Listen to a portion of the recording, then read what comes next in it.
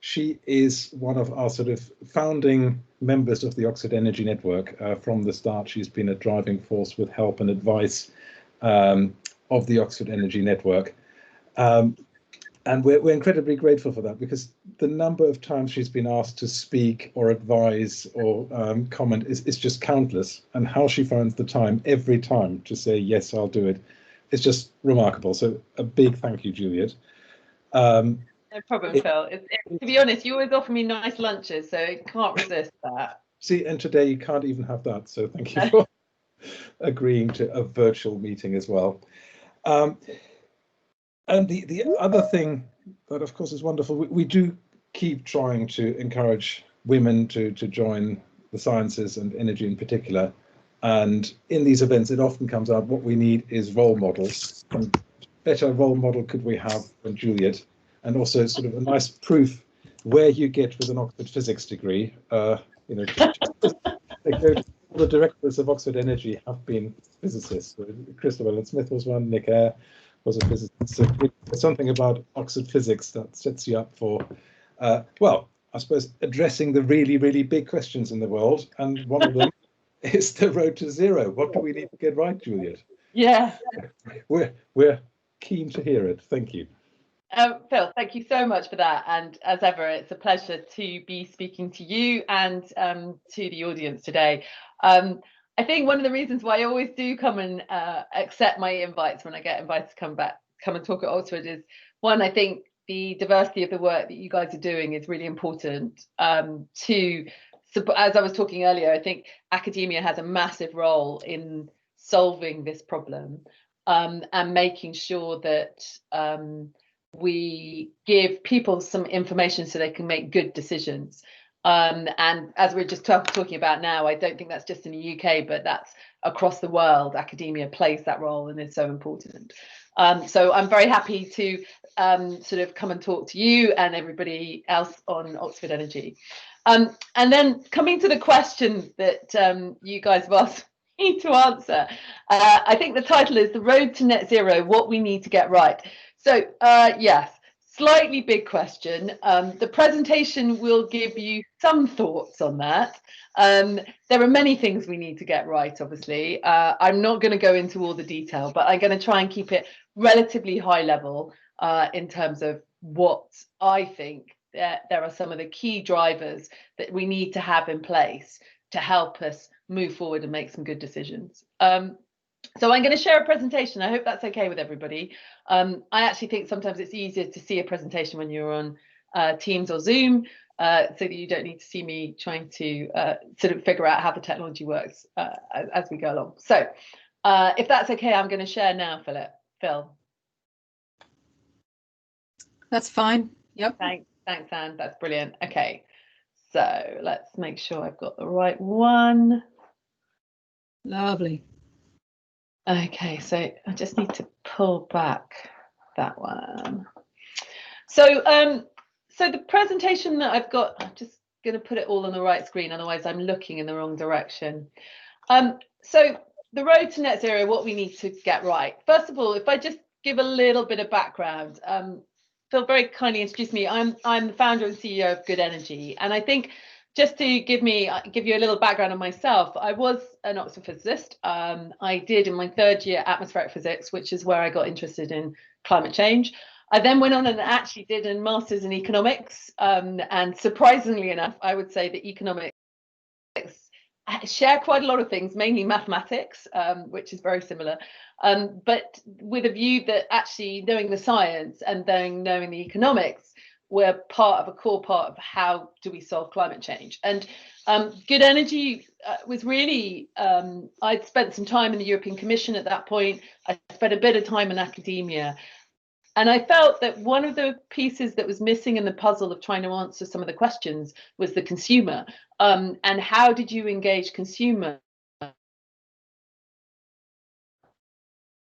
in question? Because governments do move, but sometimes they move very slowly or they move in slightly odd ways, depending who's influencing them. And the thing about consumers is that they can both influence government, but also take action themselves. And that was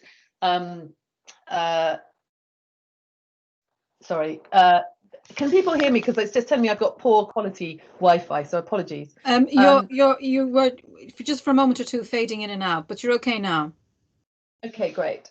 So Good Energy was founded really around the concept that we want to be active in the energy market, and also be displaying a potential future business that doesn't exist. One of the challenges I think for any industry is and a regulator and a government passing policy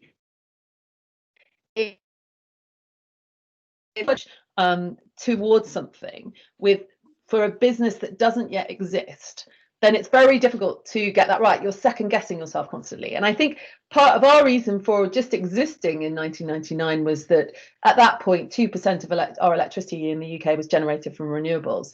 And we set out on a mission to be a 100% renewable electricity company at the beginning, which was really trying to say, this is what we 100% renewable electricity would look like in the future. And therefore, we can start to inform you, government and policymakers and everybody else, what things you might need to do to make this work. We liked involving consumers because actually quite often you'll find that consumers can be ahead of the curve. Definitely not all consumers, but early adopters can be ahead of the curve in terms of innovation and government thinking. And what we recognize is that renewables as a greener technology also probably need cleaner technologies like storage or like electric vehicles or like heat pump technology to adapt and be useful in terms of how you create a whole system change. And I think the together piece has been that Good Energy has always been about working in partnership with different parts of society. So from our point of view, academia is a key part of that. Government is a key part, consumers are a key part, and business is a key part. So that was kind of why we were founded and where we came from. And over the years, we've transformed. So we've been, at one point, we were a developer of renewable energy. We've worked with green gas and in the gas markets. We also work with lots of small generators, so we understand how micro generators work in this industry as well. So we kind of have a pretty good understanding of some of the basics that will be around for the future net zero. And with that thinking, what we've done is created a kind of I call it my 4-pillar approach, which really starts to kind of say, what do you need to change if you are going to deliver this net zero position going forwards? And I think we can everybody see that slide? Have I moved on? Yes. Yeah, that's fine. Yeah. We think of this in terms of 4 key areas that need to shift that from where they are today to a net zero world. So the first area of that is research and innovation. So that is, what are researchers doing? Where are we putting research money? Where are we putting innovation money? And what is government doing to specify kind of net zero in these areas?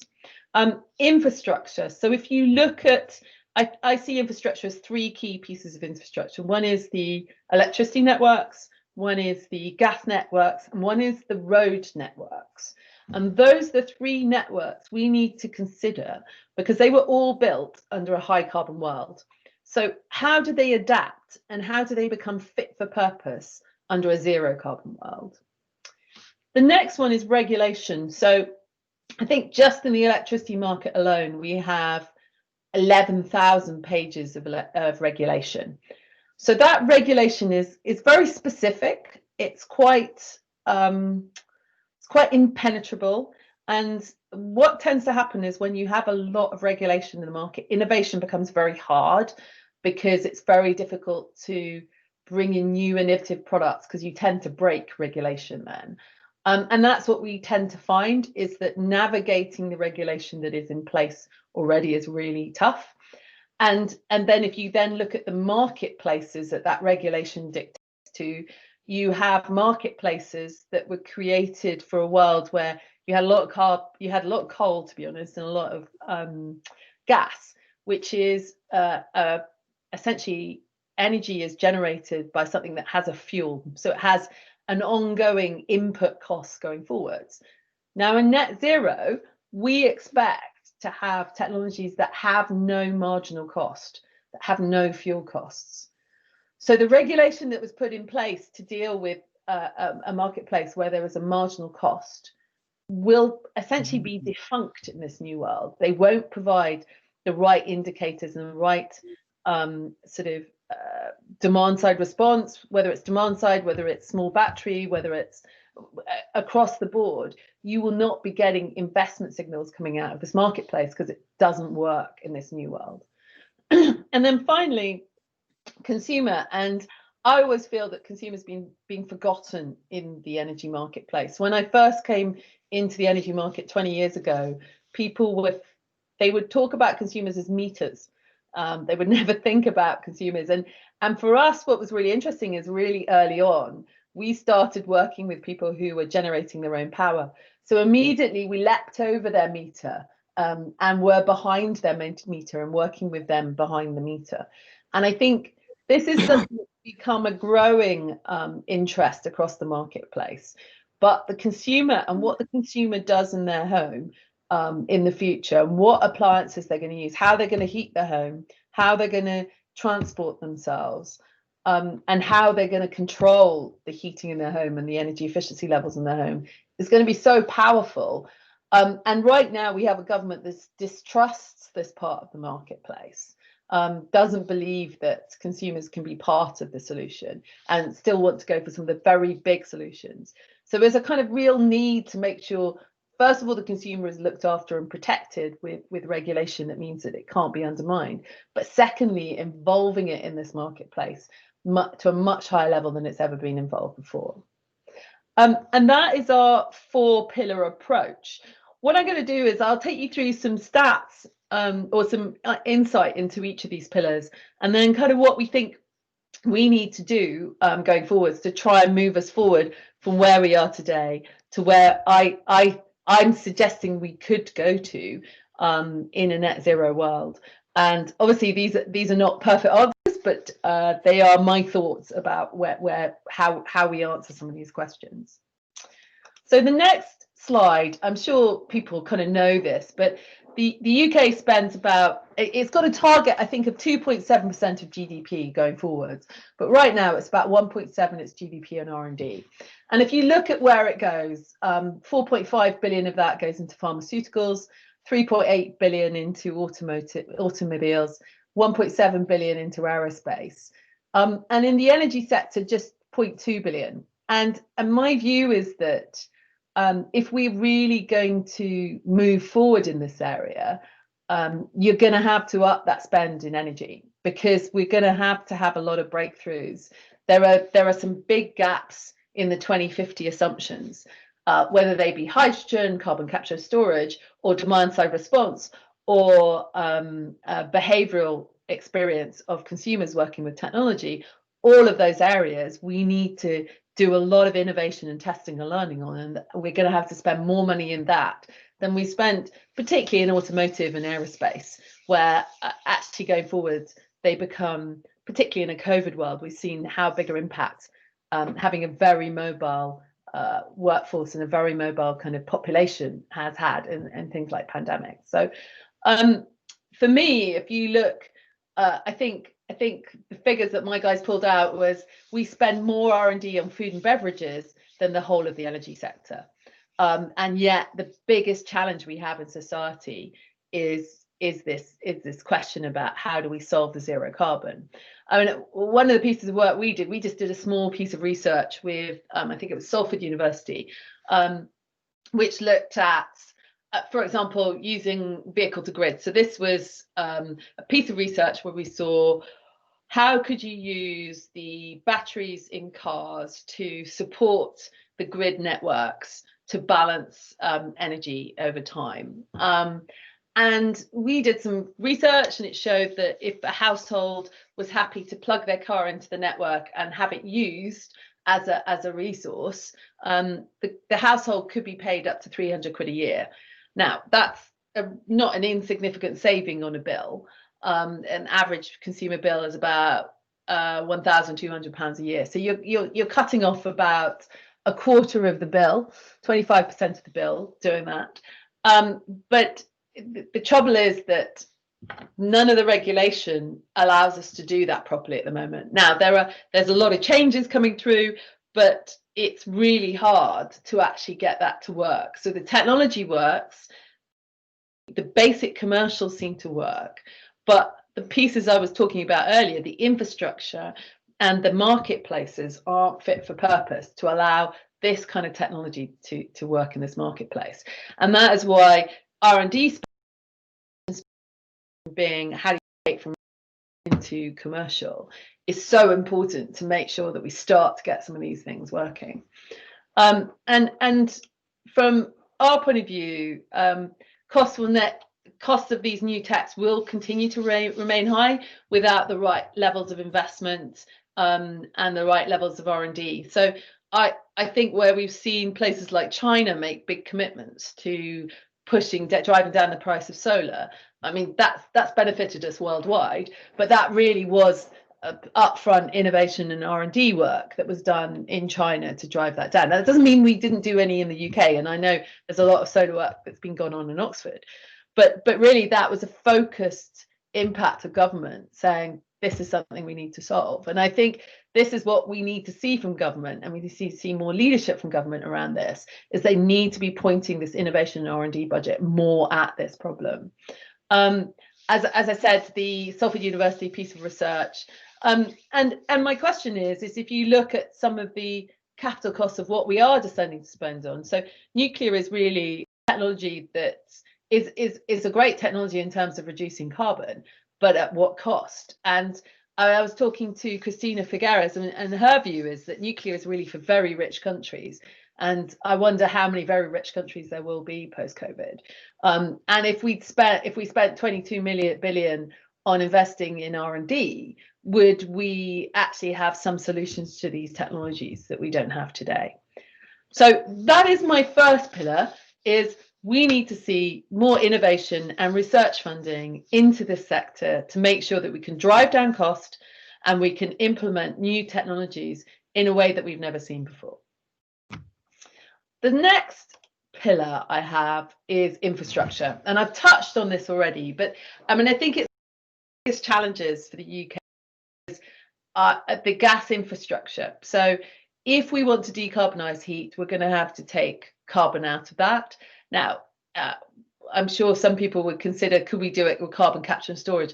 It would be hugely expensive, and I think there are better ways of decarbonising heat than trying to carry on doing what we're doing today. But the challenge then comes is that 80% of British homes, I think it's more than 80% actually, are connected to the gas grid. And so one of the things that we're looking at is obviously you can do biogas in the UK, that's a possibility, and it accounts for around 1% of the total gas today. But according to, I think it's there's an acronym on my notes that I can never remember, but basically one of the biogas associations in the UK, they reckon the total potential for biogas in the UK is about 10%. So if we had these 80% of British homes, 10% of them, you could probably give them biogas, but that still doesn't solve the other 90%. Now, obviously, we're talking about hydrogen and putting hydrogen into gas grid. I can't remember the exact figures, but I think you can mix up to 10% of the gas with hydrogen today, and that will work with existing infrastructure. But after that, you have to start changing that infrastructure.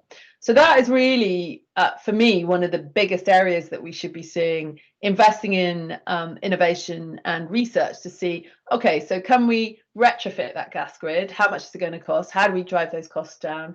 Are there innovations in there that we could see that would drive that cost down?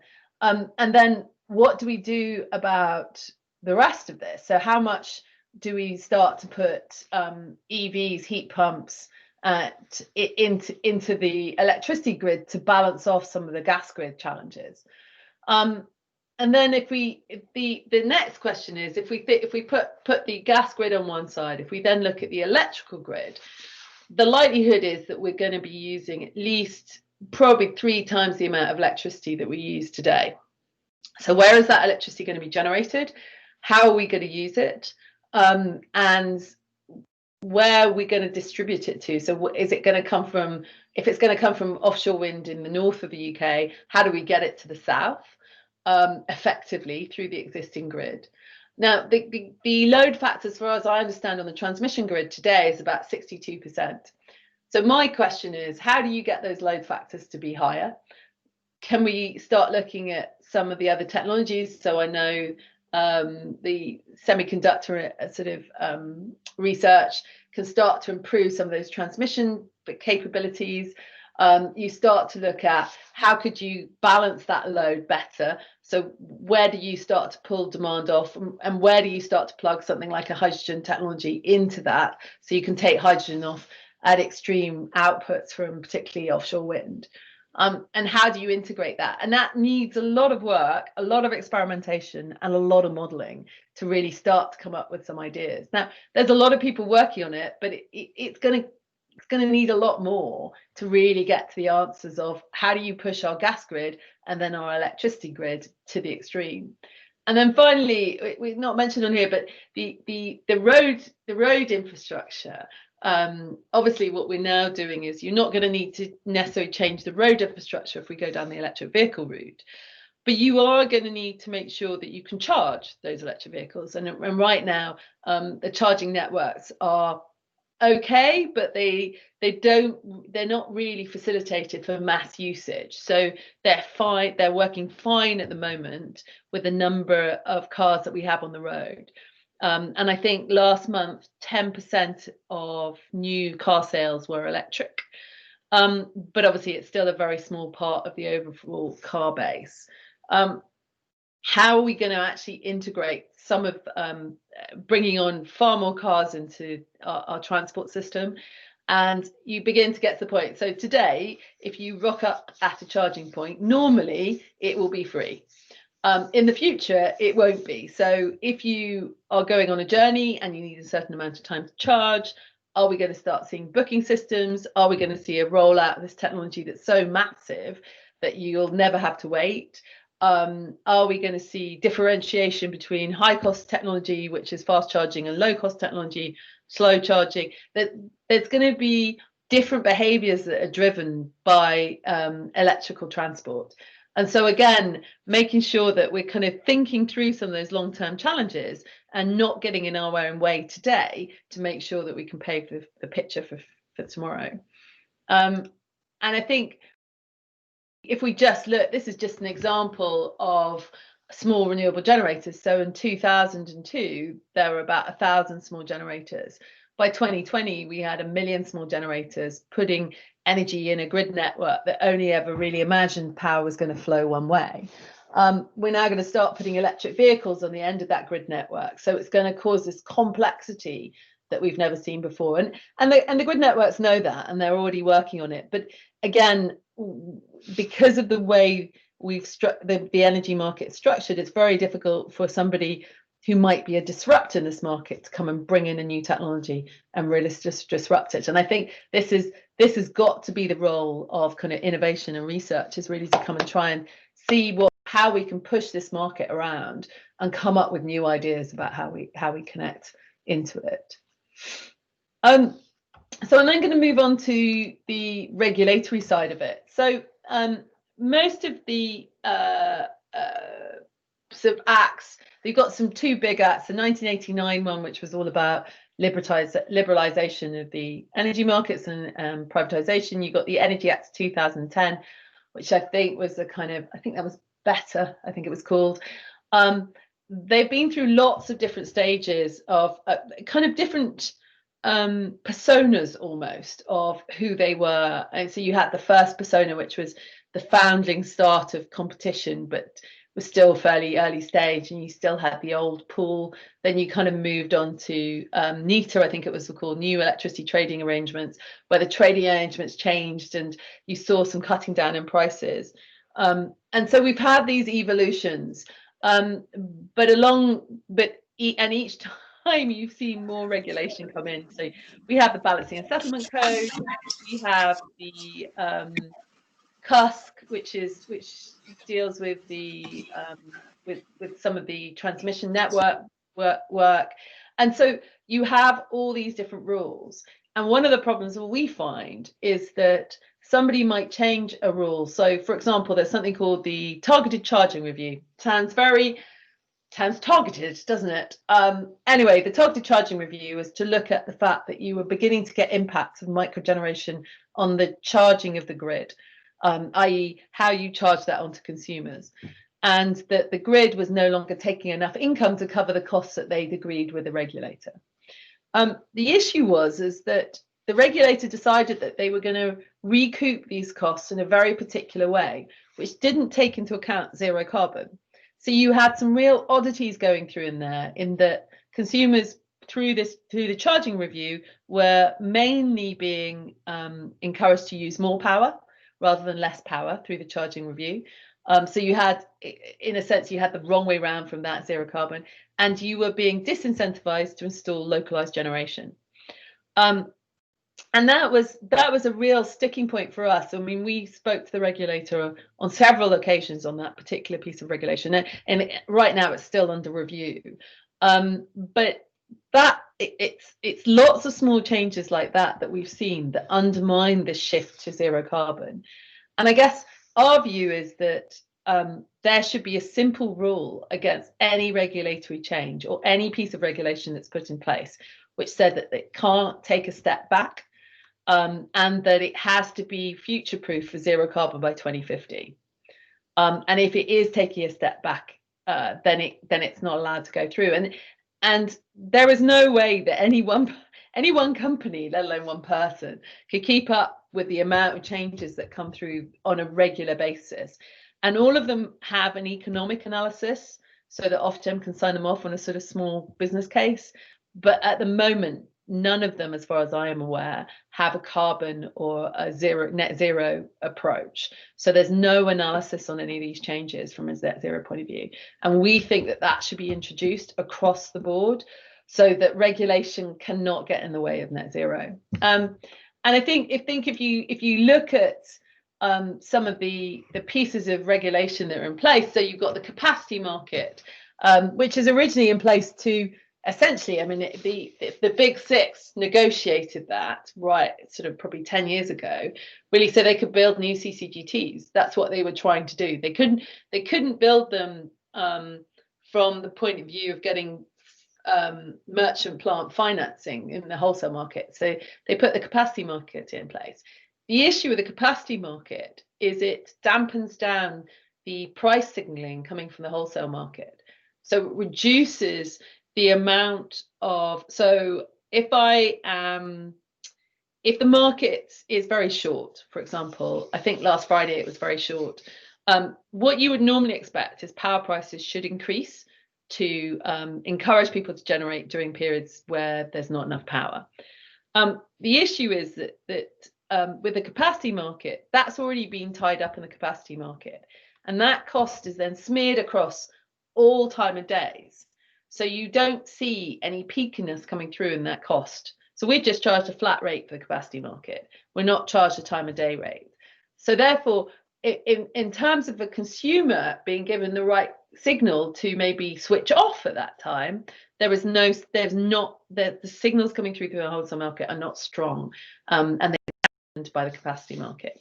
So at the time, the capacity market made sense, but going forwards, does it really make sense for it to be in its current format? Should we be adapting it so it can provide pricing signals to consumers to make investments to be able to flex when there are high demand or low demand periods? Then you look at something like contract for difference. So this was really part that was designed by EDF with the government to build large-scale nuclear, because obviously at the time, you couldn't get funding for nuclear, and that was really developed around Hinkley. And was it Hinkley? It was Hinkley. And then renewables was sort of bolted on the back, and actually it suited renewables. But again, this is a contract that has no flexibility in it. So it encourages renewables to generate even when there's too much power in the system. So one of the things that we saw in lockdown with a drop of total demand by 10% was that when we had particularly sunny or windy days, there was no incentive for those generators to turn down. So they had to be paid to switch off. I think we constrained about a gigawatt of renewables sometime in May. But the contracts for difference, you need another contract to constrain them off. So this is where, for me, contract for difference needs to have more flexibility driven into it to really deliver for the future.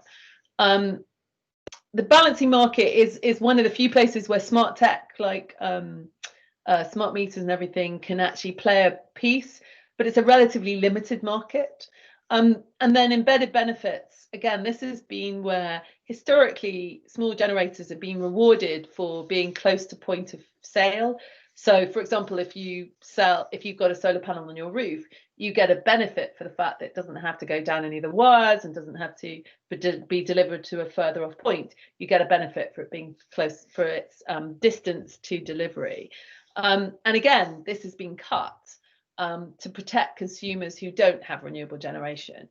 And you kind of go, well, okay, so let's try and protect both sides of consumers. Let's protect those ones who want to invest for the future and who are doing their bit, as well as protecting the consumers who haven't been able to. And I think we need a review of the whole of this kind of net zero market view, so that we can really take this on hand. And I think it's interesting with Jonathan Brearley, who's the new CEO of Ofgem. He has moved forward. He's come out very boldly and talked about carbon and low carbon and zero carbon. I think I've always thought you possibly need a challenger regulator.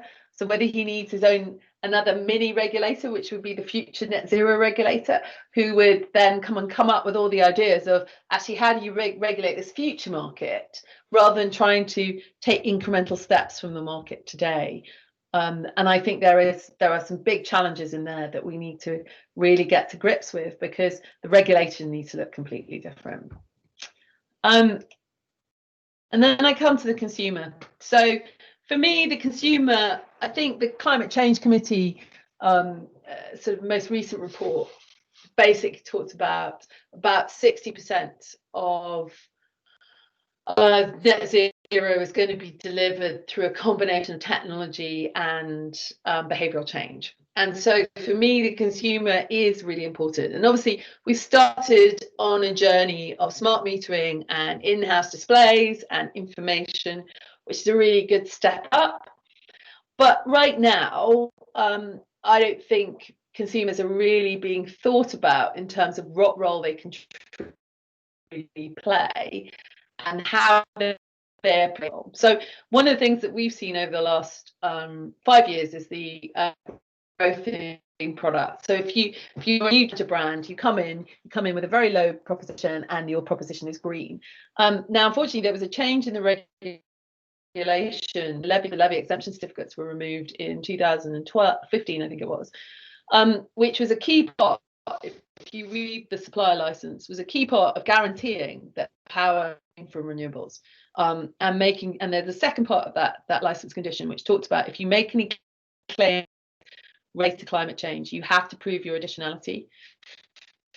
Now, those defunct. I mean, they're not being implemented at the moment by Ofgem, which is first one needs reviewing and updating, and the second one needs implementing. And what it means is there's a bunch of people out there who could be making a difference to investing in new renewables, but aren't, because they're being sold a green product that doesn't do anything different from today. And we think that is a consumer mis-selling issue, and should be taken very seriously by the regulator. Going forwards, consumers are going to be buying products like heat pumps, they're going to be buying solar panels, they're going to be buying electric vehicles. Now, all the information, the environmental claims, people will be buying both on price, but they will also be buying these products because they believe they can do something about climate change. And if they are not protected in terms of those claims that are being made, then we will lose them as part of the solution. And I think that will really slow us down. And I mentioned targeted charging review. Those are where regulation just excludes the consumer from being part of the solution, and really part of that. I think in terms of climate, they absolutely get this.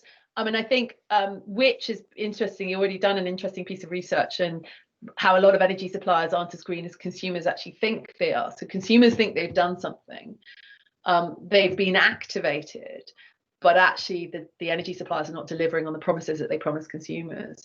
And I think that is really tragic, because actually we've engaged those consumers, we've galvanized them.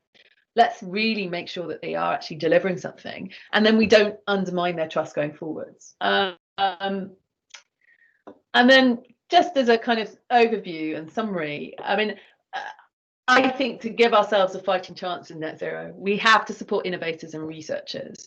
It's an absolute core of that, and we should be rediverting a lot of the investment we've made, particularly, I would say, in automotive and aerospace, into energy, and actually landing all levels of energy innovation, whether that's in regulation innovation, whether that's in consumer innovation, whether that's in network innovation, or whether that's just in understanding new technologies and how they're going to deliver. I think that's a really core piece that we have not focused on. And what's fascinating actually is that the industry hasn't focused on it either. So if you look at any of the trade bodies, innovation and research has never been part of their key policy ask. And it's one of the things I've been pushing really hard for recently. Stronger networks, obviously this refers to an infrastructure that can deliver on zero carbon. So we need to be thinking at that holistic level. Ambitious policies. I mean, I think for me, the most ambitious policy would be for government to basically say that no policy across the whole of government, and you can start with the comprehensive spending review that's going on. No department can put a budget forward that doesn't include climate change. And I was just talking to somebody who wanted some advice on trying to get the MOD to move their positions. The MOD is one of the biggest landowners in the UK. It has huge numbers of tenanted property and sort of low-grade agricultural land. They could make a massive difference if they took some leadership in this area. But right now, all they're interested in is making sure there's enough money going forwards, which is fine. But climate is such an important part of that.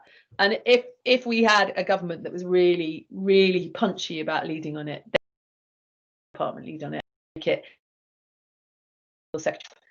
And then from a regulation point of view, I think it's great that Ofgem are moving forward.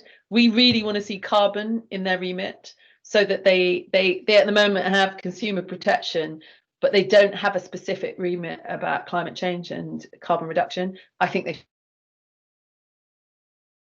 should, or energy should have zero carbon as part of that.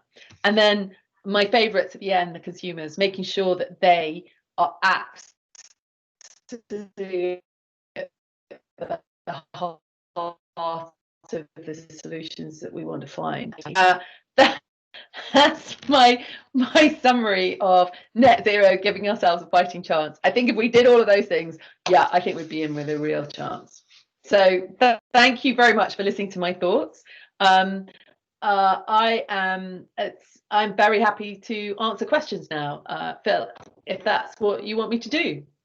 I would love you to do that. And in fact, everybody, first of all, thank you, Juliet. That was fantastic. I mean, so beautifully structured with your 4 pillars, and so much that I immediately want to agree with. I think the call for more R&D is always welcome around here.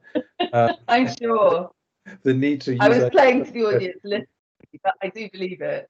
Yeah, no, I do too.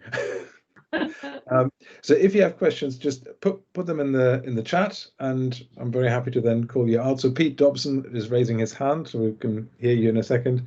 And yeah, if you have questions, put them in the chat, and we'll call you out. And the other opportunity that we have is one of you to write a blog. So there was so much. I mean, I've written down numbers all the way through that I want to refer to again.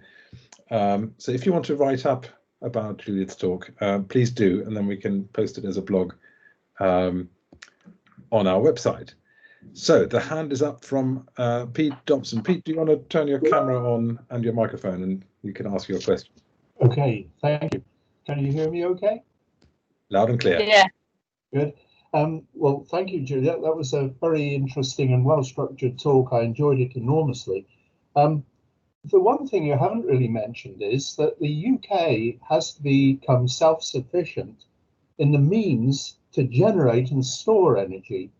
Currently, all of these renewables are relying on huge amounts of imported goods.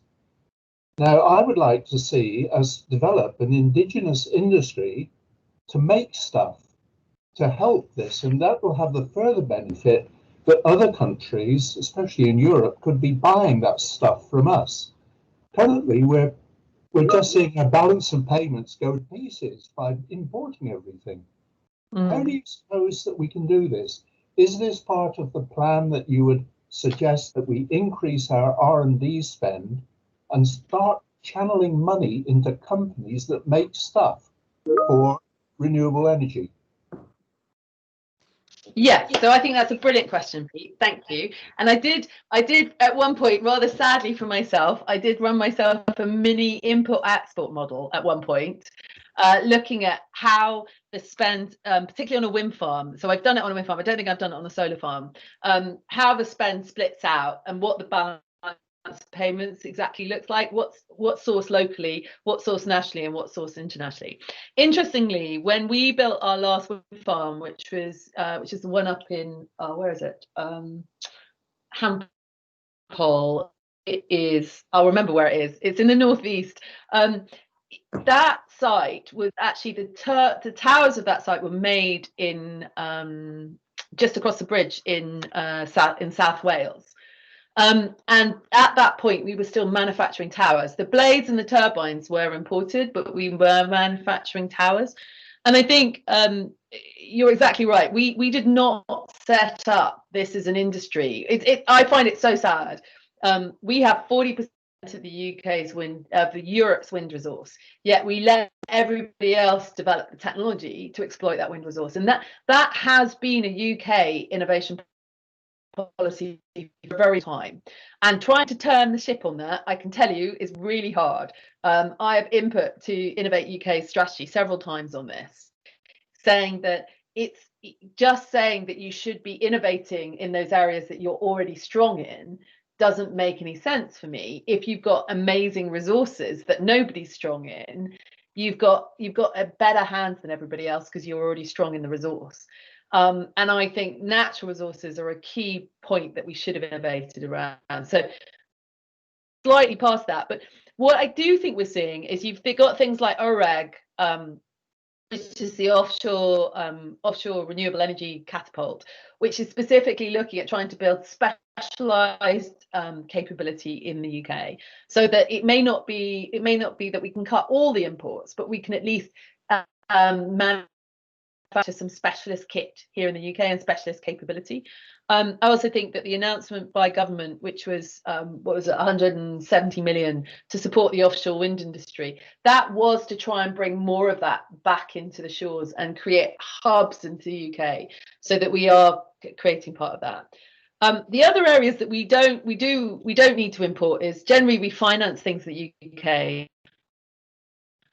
and not an insignificant cost, the insurance cost, the legal cost. So all of those go in up front. If you look at your input output model, they're not insignificant actually. So we're quite good at that bit and making sure that's kept in the UK.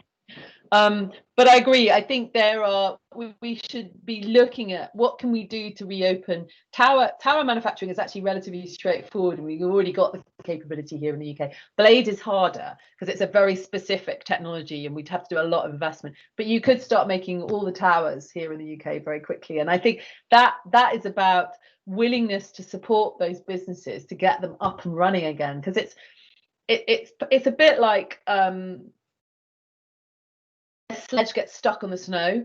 You kind of need that extra shove to get it moving, and once it's moving it's okay, but you'll need that sort of breakdown of that up front place, because the guys who made our towers exited the market 2 or 3 years later, which was really sad.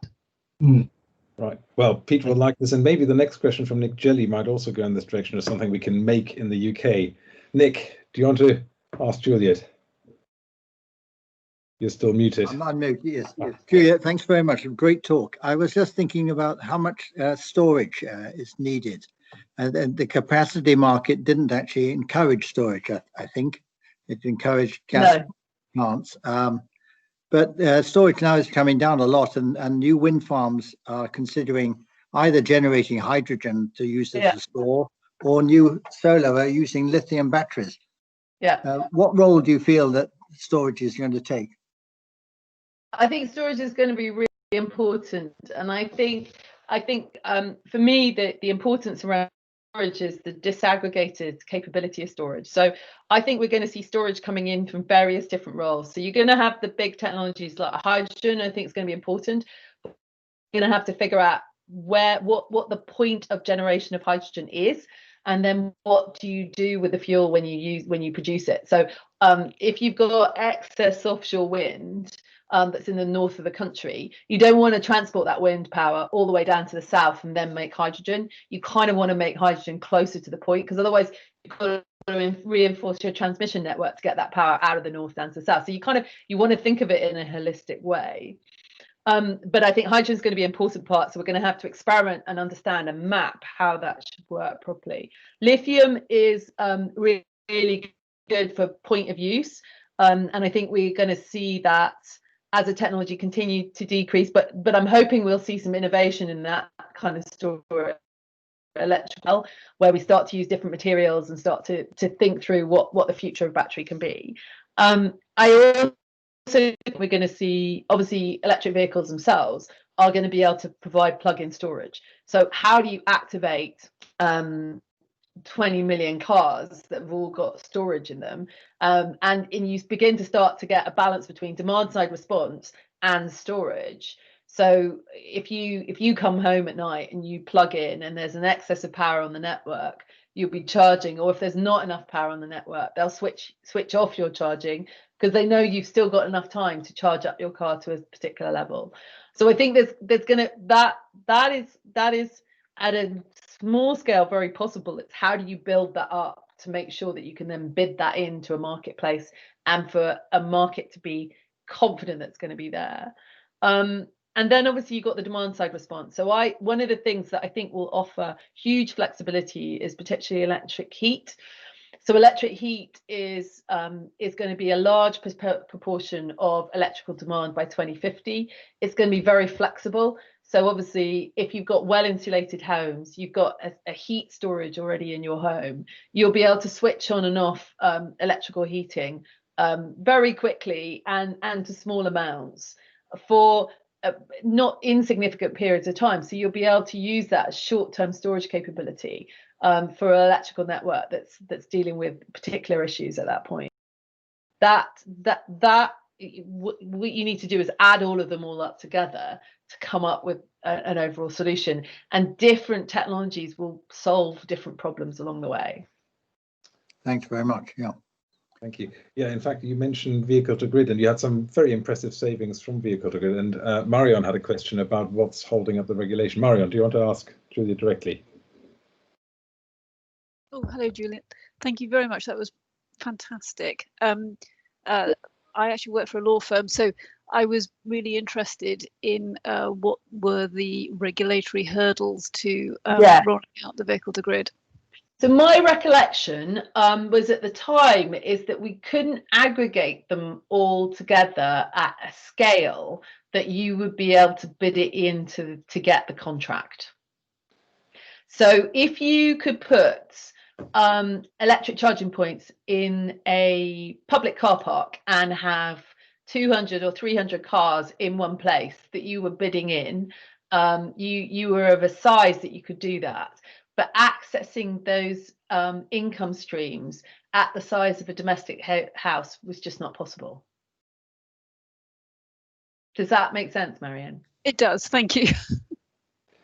Right, and next we've got a question. I don't know if your husband is around, but here's a question about tidal barriers. Yeah. So this is from Kaya, and there's a second one as well. Please do ask both, Kaya, if you like.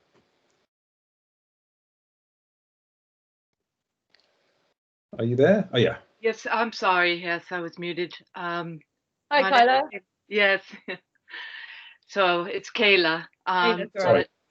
Yeah, naturally, this question would come from me because it's talking about the role that marine energy would play in meeting our net zero targets. And your opinion on the Severn tidal barrier versus Hinkley Sea, for example, and the costs and the CDM prices that were agreed, just the trajectory of cost for the taxpayer, for the ratepayer. Yeah. So that's my first question. And then my second question is, with 2050, what's your feeling about that date, and what's your opinion on it being maybe a bit earlier? Yeah. Okay. So I think there are a couple of things in there. So the first thing on tidal lagoons. So tidal lagoons, I still think have a huge potential in the UK. So I've seen some recent modelling that we're kind of working through at the moment that talks about marine. So that's not just tidal, but it's the whole of marine, whether it's wave and other tidal technologies, producing up to sort of 10 or 15% of electricity supply. So they provide a big chunk, and that's coming in later. So it's coming in the sort of 2030s, 2040s, but it's a big chunk. And I think we would be making exactly the same mistake that we made on wind if we don't try and sort marine, in that we have a huge natural resource in this country. We are an island. We have a massive tidal range. We have significant weather systems that hit this country regularly. Yeah, but if I may interrupt, the pricing difference, because we're looking at prices for the taxpayer of, say, £93 per megawatt, whereas with the Severn barrier, maybe we were starting at higher, like at 120, I believe it was, but over time, it really delivered savings. Yeah. So if you think about it, I mean, from what I understand, there was the tidal range, the tidal lagoons were looked at. The first one was a smallest site, which is a 300 megawatt site in Swansea, and that was really a proof of concept. So whenever you want to get a bank to finance you, you need a relatively small piece of tech.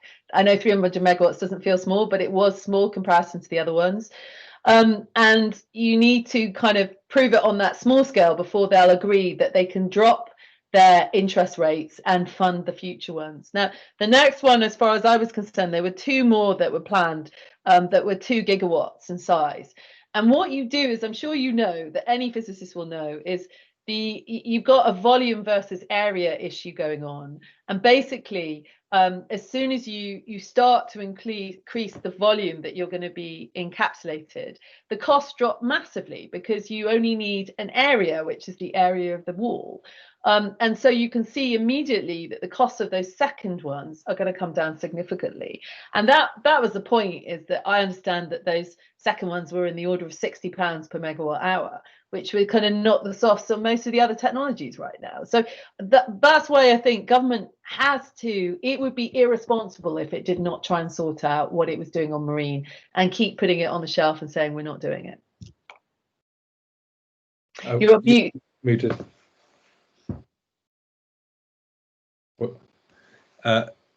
Kayla, you're muted still. Oh yeah, sorry. Am I taking too much time? The other two sites were in Wales, weren't they? There was one, I think, in Cardiff, and then I think there was one in North Wales as well. North Wales, near Llandudno or something. Yeah. You may also want to look at our archive, because Mark Shorrock gave a talk about those, and Ryan might be able to point you at the place on our website where we have his talk and the slides, where he explained exactly the logic of scale and timescales. Actually, Kayla, if you email me, I'll try and find it for you and get it to you. Okay. That's very kind. Thank you. Yeah. Very good. There's more thanks coming in from Tim Watt. Sorry, I'm reading that through at the moment. Tim, do you want to just turn your microphone on and pose your question to Juliet? Thanks, Juliet. That was very good. I enjoyed that. I like the bit at the beginning. It's particularly at the beginning when you framed the future as a matter of decisions made today rather than a certainty, or such as, you know, the past being a carbon intensive world, and the future possibly being a low carbon world. So therefore, the future depends on choices that are made. And often it seems, obviously for the big infrastructures, they like long lead times and certainty. But the world doesn't operate like that. It's more dynamic than the predict and provide dynamic of the road infrastructures, or and it seems that the electrical industry isn't set up to cope with an evolving or changing requirements. So there's also a mindset issue. Like we see it with the what is normal at the moment. What is the new normal? It depends on what we want. It's not certain. It's not written in the stars what our reality is.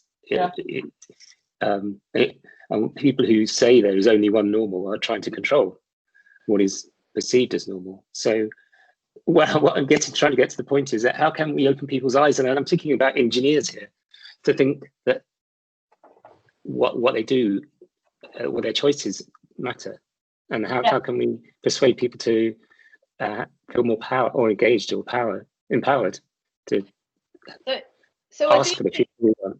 I think you started off with the kind of long lead times and the kind of the framework that you put this in. So this is why I do think the regulation is so important, is that unless you lead with saying that this has to be part of an outcome that you deliver. So let's say we're looking at network regulation. So network regulation, when the regulator is looking at network regulation, if one of the outcomes has to be zero carbon, you have got to facilitate zero carbon in every way possible through your network. If that is just built in, then it will have to become part of the planning across the board, not just of a zero carbon kind of set of engineers. You have to think about that from a finance point of view. You have to think about it about connectivity point of view, about a business model point of view, and about a regulatory point of view. So I think that is a really important starting point. I think this piece about people don't believe something, that tends to be when there's a void, when there feels like the step is too big and there is too much uncertainty in that step. And I've always believed, and where I've seen this market really transform is when there's been lots of small steps taken, and suddenly people have found themselves in a new paradigm without actually realizing it. If you open the front doors and shout at everybody that they've got to go to zero carbon today, they find that very frightening, is what my experience is. But if you slightly sneak it in and just start doing it, I always remember I met one of the civil servants who was responsible for doing something called the NFPA, if you remember that, the non-fossil fuel purchasing agreements, which were the first way that the original wind farms and renewable power stations in the UK got built. And actually, it was a levy that was put in place. It was a 10% levy on the bill to pay for nuclear power. But they managed to sort of carve off a small amount of it to put to renewables, and that's where renewables broke into the whole thing. And he just snuck it in. So it was a piece of legislation. He kind of hooked it on the back door. And I do think there's a little bit of that, is that I'm not saying that we should hoodwink people, but I do think that sometimes you kind of, if you open the front door and terrify them, they tend to get stuck. Whereas if you it's a bit like boiling a frog. It's a little harsh, but you need to take the temperature up slowly and get people comfortable. And then I mean, this comes back to the earlier question on 2050. Is 2050 early enough? I don't think you could bring 2050 forward today. But I reckon in 5 years' time, you might be able to bring that target forward. And the reason being is that we'll be more confident at that point. So if you saw the target on the on phasing out diesel and petrol cars, that went from what, I can't remember. Somebody can correct me on the exact dates, but I think it went from 2035 to 2030, but I may have got that wrong. But anyway, it moved, and the reason it moved is because government got more confident. And I think this comes back to this confidence piece, Tim, is that we're going to have to build confidence, which I hate to say, I come back to the beginning of my talk, is why we should be pumping innovation and research money in, because that is part of building confidence. Yeah. Yeah, I think you're totally right. We've routinely underestimated how much progress we can make. And when I hear that nobody could foresee the cost fall of PV, well, some people could. And we've heard from you today how many things we can look forward from here on in. Yeah. Fantastic. Well, I see no more questions in the blog. I may have one myself, actually, if I may sneak it in. You sneaked it in. You sneaked it in. That's perfect. On topic. You talked about the importance of consumers in the system, and you talked about market incentives and how sometimes they're just very poorly aligned. Yeah. One of those misalignments that I keep coming across is that people don't quite trust their suppliers to have their demand reduction at heart, because of course their supplier earns more money if they use more energy. Is there something we can do to unlock that market misincentive? Yeah, I mean, I think most suppliers are losing money at the moment, so nobody is making any money. So I think the future for me is about, there is only one energy supplier in the UK who is making any money, which is we make a small amount of money, but British Gas is the main one. They make money off their gas customers because they've got such a massive gas customer base. That's it. Everybody else, every single other supplier is losing money on their domestic customer base. And so the business model for domestic customers are broken at the moment. So we need to figure out what the future looks like. And I'm beginning to see some innovation coming through in those areas where actually the future looks like you don't deliver power, you deliver service. And I do think that's so important. And you can begin to see it come through is that, for example, sort of somebody wants to put a solar panel on their roof and they want to get the bank to fund it. Making sure that the bank gets paid, you could either leave that up to the consumer or the supplier could play a role in that. They could make sure the money, that the power gets exported when it's not being used, and it gets metered when it is being used, and when it's being exported, gets exported to the most valuable marketplace. And then everybody is happy. So the customer gets cheap electricity, the bank gets paid for their loan, and the supplier takes a fee for making sure it all happens. There you go. I like that a lot. Thank you very much. And that brings us to the end. Only leaves me to, well, thank Juliet once again for this fantastic talk. And as I say on the BBC, you know, if you missed it, you can actually watch it again. And I think I most certainly will, to sort of catch up on some of the points that you made. And Ryan has recorded this session, and it will go on to the energy.oxford.ac.uk website. And please join us again next week. We'll stick with really major challenges. So next week, Susan Stritzky is going to talk about energy access and off-grid electrification in sub-Saharan Africa. So that's going to be another big topic, and I look forward to seeing you again. I was just going to mention, Phil, if you don't mind, Juliet, your slides, Juliet, are you happy to give them so that we can put them up on the website, please? Yeah. Lovely. Thank you so much. So you've got those. Sorry, Phil. Wonderful. Well, thank you, everyone, and I hope to see you again next week. Have a good evening. Thank you, Juliet. Thanks, Phil. Lovely to see everybody. Thank you for your questions. Thank you very much. Thank you.